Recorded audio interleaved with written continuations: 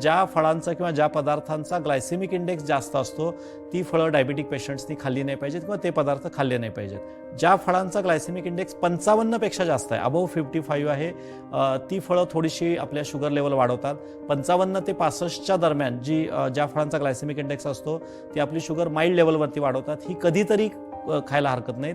आणि ज्या फळांचा ग्लायसेमिक इंडेक्स अबव्ह 65 असते, 65 पेक्षा जास्त आहे, ती फळं तर डायबिटिक पेशंटनी शुगर कंट्रोल असतोपर्यंत पूर्णपणे अवॉइड केली पाहिजे. तर त्यातलं सगळ्यात पहिलं, सगळ्यात जे सेफ आणि येऊ शकतं पर्टिक्युलर उन्हाळ्यामध्ये जे येतं ते म्हणजे स्ट्रॉबेरीज किंवा कुठल्याही पद्धतीच्या बेरीज. त्याच्यानंतर जे इझिली मिळणारं, अफोर्डेबल आणि सगळीकडे असणारं आहे ते म्हणजे ग्वावा किंवा पेरू.